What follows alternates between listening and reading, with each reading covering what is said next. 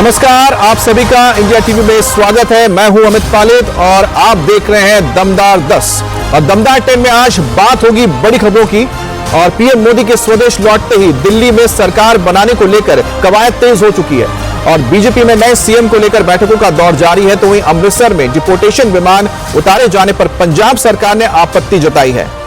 New India cooperative bank में 6 महीने तक लेन देन पर रोक लगाने पर गुस्साए ग्राहक आज प्रदर्शन करेंगे। और गृह मंत्रालय ने सत्येंद्र जैन पर मुकदमा और गिरफ्तारी को लेकर राष्ट्रपति से मंजूरी मांगी है। यूपी में अवैध कॉलोनियों पर बुलडोजर एक्शन जारी है। और क्या अगली बातचीत में खत्म होगा किसान आंदोलन? सिंगरौली में सड़क हादसे से नाराज भीड़ ने कई वाहनों को आग के हवाले किया। बात होगी महाकुंभ की। आस्था की डुबकी लगाने वालों का आंकड़ा 50 करोड़ के पार पहुंचा है। डीएमआरसी ने मेट्रो में यात्रा करने वाले बोर्ड परीक्षार्थियों के लिए खास व्यवस्था की है। लेकिन शुरुआत करेंगे इस वक्त की बड़ी खबर के साथ।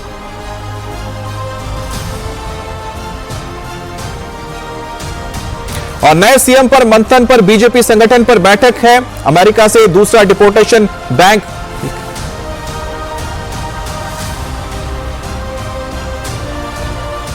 तो सबसे पहले बात करते हैं दिल्ली में मचे सियासी उथल पुथल की। और चुनाव में हार के साथ आम आदमी पार्टी के सितारे गर्दिश में चले गए हैं। आप नेताओं के ऊपर हर रोज एक नई मुसीबत आ रही है और इस मुसीबत के बीच अमानतुल्लाह खान और अब केजरीवाल और उसके बाद सत्येंद्र जैन की मुश्किलें बढ़ सकती हैं। आम आदमी पार्टी के अंदर खलबली मची हुई है तो उधर बीजेपी के अंदर दिल्ली के नए सीएम को लेकर मंथन तेज हो गया है। प्रधानमंत्री मोदी अमेरिका दौरे से भारत लौट चुके हैं। उनके लौटते ही दिल्ली के नए सीएम को लेकर पार्टी में मीटिंग्स का दौर शुरू हो चुका है। कल एक बैठक हुई है और आज फिर बड़ी मीटिंग होने जा रही है। क्या मीटिंग में नए सीएम के नाम पर मुहर लगाई दी जाएगी, आपको बताएंगे। लेकिन उससे पहले इस वक्त की एक और बड़ी खबर बताते हैं। इलेक्शन में हार के बाद अब केजरीवाल एंड कंपनी की मुश्किलें लगातार बढ़ती जा रही है। एक तरफ करप्शन के खिलाफ एक्शन की मांग तेज हो गई है तो आपके पुराने लीडर्स पर एक बार फिर से एक्शन की तैयारी है। केजरीवाल के बंगले में करप्शन के आरोप पर चीफ विजिलेंस कमीशन ने अब डिटेल रिपोर्ट मांगी है।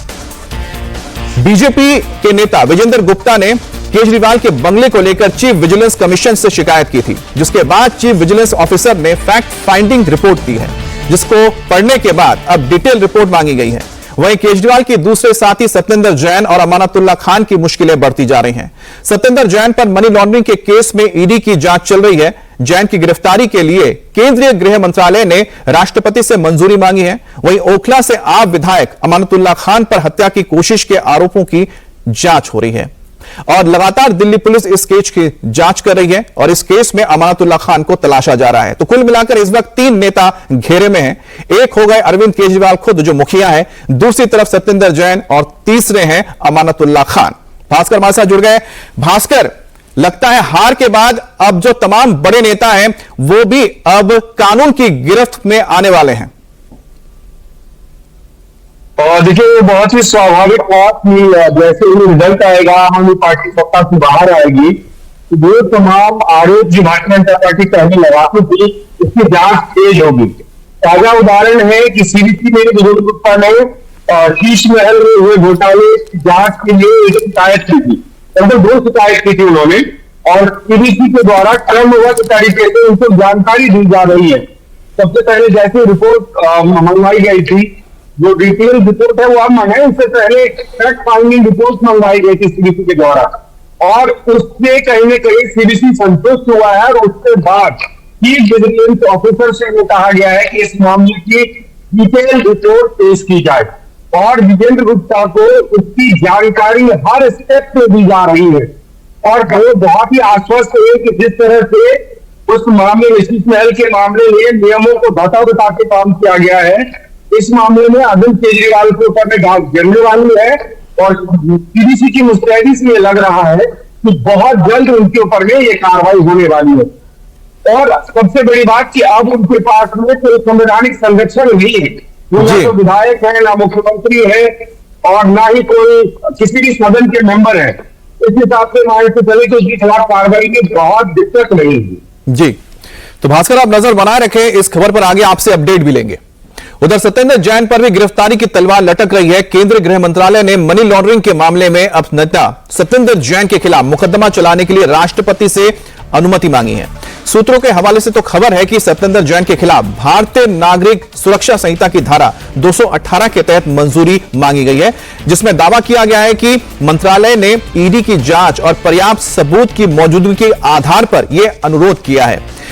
आपको बता दें कि जांच एजेंसी ने कथित हवाला लेन देन से जुड़े मनी लॉन्ड्रिंग के मामले में जैन पर मामला दर्ज किया था और मई 2022 में उन्हें गिरफ्तार किया गया था। फिलहाल वो जमानत पर बाहर हैं और ईडी ने उनके खिलाफ आरोप पत्र दायर किया है। हर दोषी जो भ्रष्टाचार में लिप्त है, हर दोषी जिसने दिल्ली की जनता को लूटने का काम किया है, उसके खिलाफ कड़ी कार्रवाई होगी। ये माननीय प्रधानमंत्री जी का सीधा संदेश है और मैं इस बात को बहुत हृदय से नमन करते हुए उनको कहता हूं, दिल्ली की जनता को कह रहा हूं कि आपकी लूटी हुई कमाई का एक एक पैसा इन चोरों से वसूला जाएगा। आप अपने प्रधानमंत्री पर, भारतीय जनता पार्टी के सुशासन पर विश्वास रखिए। उधर बीजेपी के केजरीवाल पर सीएमओ दिल्ली के एक्स अकाउंट को चुराने का आरोप लगा है और एलजी को लेटर लिखकर जांच की मांग की गई है।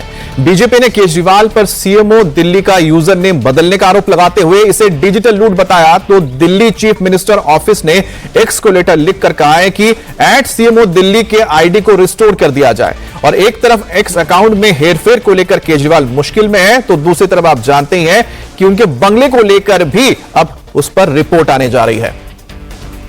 माननीय उपराज्यपाल साहब को पत्र लिखा है और उनसे निवेदन किया है कि जिस तरह से अरविंद केजरीवाल ने पूर्व मुख्यमंत्री रहते हुए दिल्ली सरकार के सीएमओ ऑफिस का अकाउंट हाईजैक किया है या हम कहेंगे अपहरण किया है, उसकी दिल्ली सरकार के आईटी विभाग उसके खिलाफ कानूनी कार्रवाई करे और जो भी कानूनी प्रक्रिया के तहत कार्रवाई हो सकती है वो भूतपूर्व मुख्यमंत्री अरविंद केजरीवाल के खिलाफ होनी चाहिए और इस तरह की घटनाएं आगे ना हो, उसके लिए भी हमने उनसे निवेदन किया है।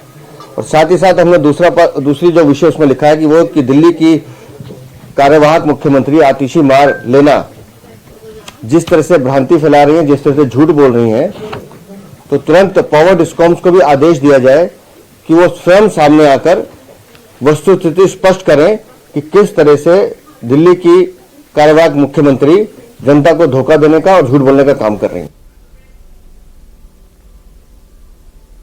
और दिल्ली बीजेपी में नए सीएम को लेकर मंथन तेज हो गया है। प्रधानमंत्री मोदी के लौटते ही बैठकों का दौर शुरू हो चुका है।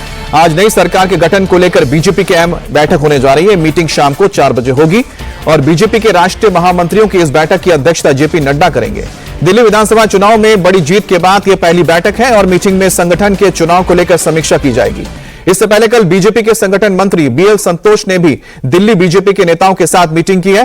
बीएल संतोष की मीटिंग में दिल्ली के बीजेपी अध्यक्ष वीरेंद्र सचदेवा, सांसद हर्ष मल्होत्रा, गाजियाबाद से सांसद अतुल गर्ग सहित कई पदाधिकारी मौजूद रहे और इस बैठक में दिल्ली राजनीतिक घटनाक्रम पर चर्चा हुई है। और सबकी नजर इस बात पर है कि दिल्ली का सीएम कौन होगा और रेस में कई दावेदार भी हैं। केजरीवाल को हराने वाले प्रवेश वर्मा, पिछली बार के नेता प्रतिपक्ष रहे विजेंद्र गुप्ता, दिल्ली बीजेपी के सिख फेस मनजिंदर सिंह सिरसा, महिला फेस रेखा गुप्ता और सौरभ भारद्वाज को हराने वाली शिखा राय। इसके अलावा मुस्लिम बहुल सीट मुस्तफाबाद से जीत को दर्ज करके कई बार के विधायक रहे मोहन सिंह बिष्ट भी अपना दावा ठोक रहे हैं। तो कुल मिलाकर ये वो चेहरे हैं जिन पर सबसे ज्यादा कयास लग रहे हैं। कोई ऐसा फेस प्रधानमंत्री जी या संगठन चुनेगा जो 20-25 साल तक चेहरा बने रहे और पार्टी की सेवा करते रहे और इस दिल्ली को एक राजधानी, अद्भुत राजधानी बनाए। तो ऐसा ही कोई व्यक्ति होगा। कोई भी कार्यकर्ता हो सकता है, पहली बार का विधायक हो, कोई भी, यही तो भाजपा की सुंदरता है। लेकिन जो भी व्यक्ति होगा, वो महिला या पुरुष, हमारी पार्टी इसको ऐसे चुनेगी ताकि वो यहाँ पर एक ऐतिहासिक काम करके जाए प्रधानमंत्री जी के नेतृत्व में। देखिए, मैंने कहा ये सब क्या आश्राइयाँ हैं, ये सब काल्पनिक हैं। ना कोई दौड़ हो रही है, ना कोई दौड़ चल रही है और कोई सवाल भी नहीं पूछ रहा है, सिर्फ मीडिया ही पूछ रहा है। और मीडिया ने पूछना भी है, स्वाभाविक है। जो जीत कर आते हैं, सरकार बनती है, सरकार से पहले ऐसी बातें सटकलें चलती हैं। लेकिन मैं बताना चाहता हूँ, ये पार्टी एक संगठन की पार्टी है। हमारे पर्यवेक्षक तय हो जाएंगे और जल्दी आपको 19 तारीख 20 तारीख तक हमारी सरकार का गठन होगा और आपके सारे सवालों के जवाब भी मिलेंगे और हमारा दिल्ली के अंदर तेजी से विकास का काम भी शुरू होगा। मैं कहाँ सीएम बनना, क्यों मेरी मजाक कर रहे हो। और मैं सीधा साधा भोला भाला आदमी, लेकिन मैं सबसे सीनियर एमएलए जरूर हूँ। मैंने सब कुछ देखा है। मैंने 1993 से 98 तक मदन लाल खुराना जी की नीतियों और काम करने के तरीके को भी देखा है। मैंने साहिब सिंह वर्मा जी के भी देखा है। मैंने वो समय भी देखा जब सिंगल पॉइंट के नाम से आम कॉलोनी के अंदर बिजली वगैरह आने जाने के लिए, सड़कों के लिए साहिब सिंह वर्मा जी ही हमारे ऐसे मुख्यमंत्री थे, कोर्ट में जा करके झोली फैला करके दिल्ली के विकास के लिए जिस प्रकार का उन्होंने काम किया वो ऐतिहासिक काम है। और वही चीज हम इस बार दोहराएंगे। आपके मन में तो होगा ना, क्या पता आप किसी को बनता हुआ देखना चाह रहे हैं। नहीं नहीं, जो भी बनेगा मेरा कमल का फूल बनेगा, भारतीय जनता पार्टी का कार्यकर्ता बनेगा। मैं तो एक विधायक बन गया और मोदी जी की कृपा रही हम लोगों पे, हम मोदी जी की कृपा से विधायक बने। क्योंकि कृपा इसलिए कहूंगा क्योंकि जो चुनाव जो लड़ा गया दिल्ली में, वो सिंगल नाम अगर किसी को श्रेय दिया जाएगा तो माननीय प्रधानमंत्री जी का, उनके नेतृत्व में लड़े और उनकी बात जनता ने सुनी। उन्होंने कहा जनता को कि आपदा भगाइए, भाजपा लाइए, तो उन पर विश्वास करा। कहीं ना कहीं ये जीत में पूरा श्रेय मोदी जी का है। और मुझे लगता है कि विधायक दल की बैठक होगी, 48 विधायकों में से कोई ना कोई एक व्यक्ति हमारा सीएम बनेगा। और हालांकि दिल्ली के सीएम को लेकर प्रधानमंत्री मोदी के मन में क्या चल रहा है, ये तो बड़ा सवाल है। नरेंद्र मोदी किसके नाम पर मुहर लगाएंगे? क्या वो हर बार की तरह कोई बड़ा सरप्राइज देंगे? क्या दिल्ली को एक बार फिर महिला सीएम मिलेगी? इन सवालों का जवाब जल्द ही मिलने वाला है।